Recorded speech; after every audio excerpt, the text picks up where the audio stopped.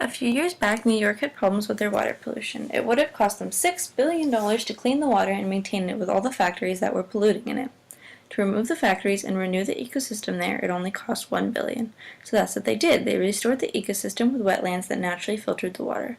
Not only did it help the environment, but it also had an aesthetic and ethical effect for the people who wished to enjoy it. In addition, it helps prevent pollution and loss of species for the future. What are wetlands?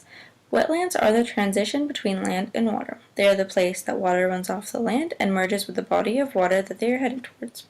You can think of them as layers of sediment with water covering them.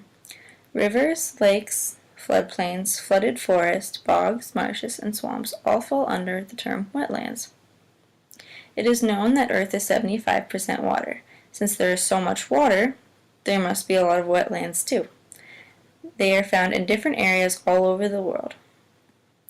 What organisms are found in wetlands? Wetlands are very diverse when it comes to all the different types of organisms that live there. That's what makes them wetlands.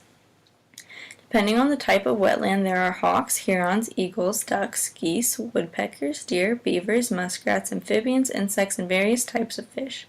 Plants like lily pads, cattails, arrowroots, and sundews are present too. It's common for wetland plants to draw in water through their roots and store the contaminants in their tissues. How do wetlands work? Wetlands act as a natural buffer between water on land and water that will flow into a river, lake, or ocean, all the places where we obtain our water from. Wetlands are made up of very water-friendly sediments and organisms. They act as a giant sponge, slowly absorbing water with the ability to release it when necessary. This is how they control flooding and also act as water storage. But filtering water works like this. Water comes down from the watersheds, then all the organisms in the wetland, as well as the absorption of water, slow down the running water. Water running slow is good because that leaves time for more contaminants to sink to the bottom and more chemicals to be broken down by bacteria, thus cleaning our water that will eventually end up in our water source further down the road. There are some negative aspects though.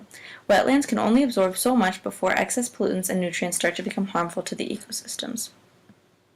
Created using Powtoon.